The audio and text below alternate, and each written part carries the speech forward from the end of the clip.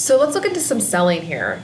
It's very important to make sure that you are letting your client speak a majority of the time, right? It's not only just in your initial meeting, throughout all your meetings, right? When we talked about wellness coaching and motivational interview and why that's important. But it's important to let them speak specifically in the initial meeting just so that you can really make sure that they feel connected to you, that they feel like you are listening to them and engaged with what they want. Okay, so always remember that emotion drives action. So you could literally have no qualifications, but if they don't know that and they feel connected to you, they're more likely to work with you. Okay, so just remember that. Make sure you ask follow-up questions based on the health history questionnaire. So this is the perfect time to say, oh, you noted that you had a knee injury. Can you speak a little bit more to that? Or you said you've trained before. What was your training like? Any of those kind of follow-up questions, this is the perfect time to ask those things.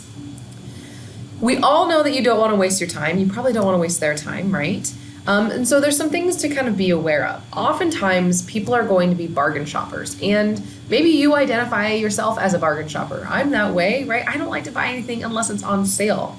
That is why so often we will put our different packages on sale so that people think they are getting a deal. Just a marketing strategy, okay? So again, like I said before, make sure you pause several seconds before you let the person finish speaking. Again, this will be awkward.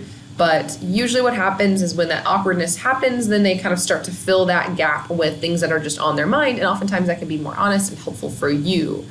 And it helps you with some leverage for selling. It makes, when you allow for those awkward spaces and then they speak, you kind of tend to be a little bit more in control. You want to sell results, not training. So this is step 2, selling results, not training. So remember, you are selling the feeling of being healthy. You are selling the look of being healthy. You are selling all of those results, not necessarily your training package. So you know what they want, right? Your client says they want to lose weight, right? They don't want to stop eating donuts. That's a problem, okay? So sometimes what you have to do is, in addition to knowing what they want, you actually have to give them a plan right then in the moment, because people are visual and they want to see something. So it's really a good idea to bring out a piece of paper, or if you're using an iPad, if you're more electronic, pull up notes, whatever it may be, and you need to kind of draw out an explanation of how you're going to help this person get to their end result. Again, knowing that this is what they want, right? They want to look or feel a certain way. They want to be able to play with their grandchildren. They want to be able to compete in that athletic sport, whatever it may be. Create a visual that leads to that step, okay? And you might find that some of your visuals are going to be relatively similar. It's a 3-step process, or it involves this, this, and this. Whatever it may be, that visual is going to help people. And again, it makes you feel and look a little bit more professional. Details, let the client lead you into how much detail to provide, okay? And so sometimes when, if you're talking about weight training, you might not go into how weight training can increase your metabolism, or how weight training is actually really helpful for looking a leaner way or looking more lean. But if you hear your client say, or this person say, I heard that weight training makes me look bulky. Well, that's might be when you go into that conversation a little bit more in detail, right? But you wouldn't necessarily go into that depth about metabolically active tissue and looking leaner, unless, of course, that was related to what the client wanted and or was looking for. Make sure the client can envision themselves in the gym working with you. That is probably one of the biggest things that's important in this step 2, is when you're there with a client, make them feel comfortable, make them feel welcome, make them feel like they're part of this with you, so that they can envision themselves, right? Being able to vision themselves in that space with you is a key part to them committing to working with you. Step 3, address objections. Okay, there's always going to be some sort of objection, right, or barrier, reason why they can't do it. And usually it's better to address them after they started to picture working with you. So that's why this is step 3 and not step 2. So remember, in step 2, one of the things that you're doing is trying to have them visualize working with you, right? And you can do that in your conversation with them. Hey, can't you see yourself over there warming up with me, getting ready, getting excited? Have them start that visualization process. Then once you do that, you can move on to step 3 and you can start to discuss some common objections. Remember that you're selling value. You're selling what they're getting out of this, not the package. So let's go over some common objections. First, that there's no time, right? So discuss different types of workouts. You could discuss metabolic workouts versus steady state cardio. We kind of learned that already. You need to be upfront and tell them that in order to meet their goals, here's the realistic time commitment that needs to happen. So if someone says that they are limited in time, you need to start problem solving that with them, okay? Second, what does it cost, right? When people ask that question, if cost is an issue, you need to start building your rapport. That means in your conversation, you need to make sure that they know that you are educated. That means that you need to make sure that you've worked with multiple clients, that you've helped multiple of your clients reach similar goals. Okay, you can always talk about how your pricing is on the website. One thing that's always a good idea is to present 3 options in pricing, and we'll talk about that later. And you can always rate or have a rating sheet to hold on to. So you can always give them some more information that has the different kind of rates that apply. One other kind of key here is always making sure that they know what your value is. So saying that, this is how much you're charging and that this is maybe a common charge in the field. Number 3, maybe I'll think about it. You've probably heard this before, right? Well, when they say something like that, say, that's awesome. I want you to spend more time thinking about this. Can I ask what you need to think about specifically? Is there any more details I can provide you? So that you follow up in that moment on that question, right? Or on that statement.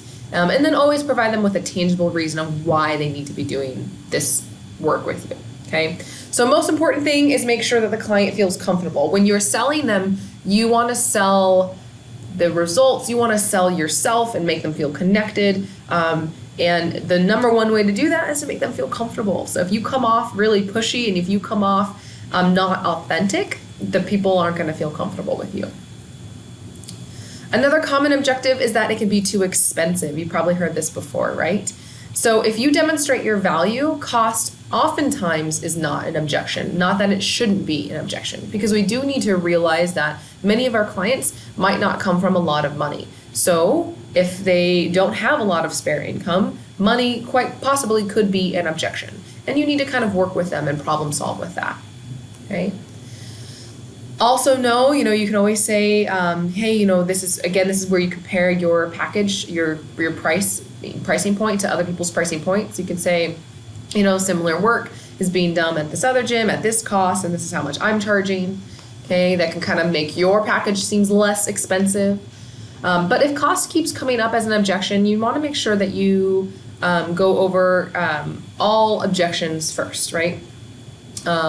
So if they keep bringing up cost, then always go back to all their other objections. Give them some time to think about it, because oftentimes people just hide behind the thought that it's too expensive, even though they really can't afford it. So if they keep bringing up the cost of it, I would say think about discussing those other things that are in the way, those other barriers, a little bit more in detail, because usually those are going to be the ones that are the most salient. This one's always my favorite, when someone says, I need to ask my spouse, because, I guess some people have different relationships, right? But if someone says, I need to ask my spouse, there's some comments and some things that you can say. It's important that you aren't passive aggressive with those comments, so be careful of that, right? So one thing that you can say is, I'm just curious, have you talked to your spouse about this, about your health journey? Is this something that they support, right, in your decision to make this health journey? You want to make sure that it's authentic and it's not passive aggressive. So word that in a way that is that way, okay? Another thought or another question to say is, I'm really happy that you're bringing this up. Is there anyone else that is maybe helpful in this decision-making process with you? I'm happy to chat with them about it as well, so that we can kind of all be on the same page. Okay, approaching it from a friendly perspective. Number 6, the know-it-all. This is going to be the person that basically says, I know what I'm doing. I really don't need a trainer, but I'm still kind of curious about it.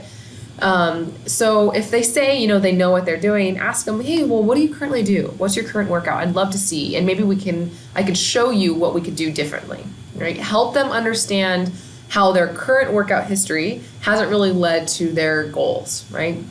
And anytime you're giving feedback to someone, especially someone who's a know-it-all, The sandwich approach is always good, and you all know that sandwich approach, right? So focus on, that part of your workout that you used to do is really great. I love that exercise. And then you go into the meat of the sandwich, right? But I really think here are some things that you could do differently to help meet your goals. And I would love to help you learn how to do those things properly and really teach you how to incorporate those things into your workout.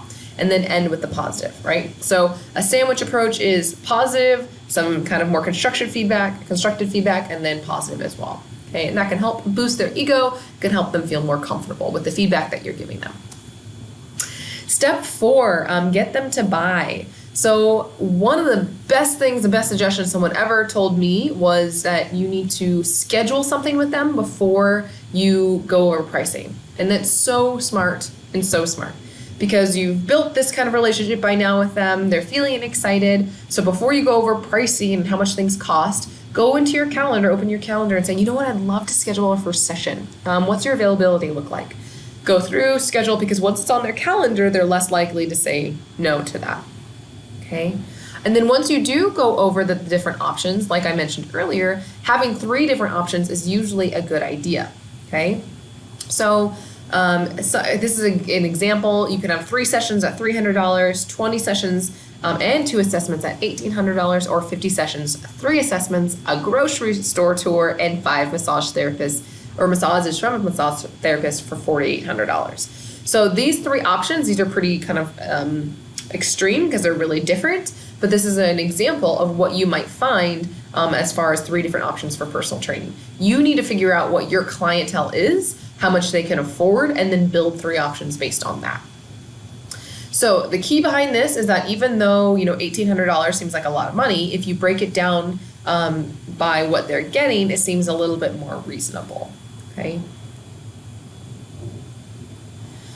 Making the buy-in. So reference back to the workout you prescribed. So once you go over cost, most people are going to be a little bit taken aback by how much things cost. So at that point, you need to kind of go back and talk about why they're doing it, right? So in order for you to hit the goals that you want to meet, here's the effective way that we do this, right? So in order for you to lose this much weight, what science has shown is that you need to get this much physical activity. That means working with me 2 to 3 times a week for this period of time, right? So tell them why they need to be buying this package. So that's the buy-in, okay? And then step 5, get creative. If they say yes by now, awesome, go with it, roll home, right? If they aren't sold, so you've gone through steps 1 through 4, and now in step 5, they're thinking, you know what, I booked a schedule appointment with you, but that seems really expensive, and they start kind of backing out and having those barriers come up again, set up a trial visit. That's one of the best ways to kind of take that in-between person and really make them your client. Have them come in. Maybe it's a 30-minute session, maybe it's just an assessment, whatever it may be. Sometimes you have to give some of your services for free for people to really see who you are and really buy into this experience that they're going to get from you. So let's go ahead and get a learning recap here. I want you to pause and I want you to be able to list those 5 different steps that are involved in selling a personal training package. Not only do I want you to list them, but I want you to understand them. What are those steps? Why are they in that order? And then maybe start practicing that in your practicums or your hours that you're working in the community. We're going to pause here. The next thing you're going to do is part 2 of this lecture is watching this video, how to sell a personal training package. Then we will meet up for the last part of our lecture, which is selling scenarios.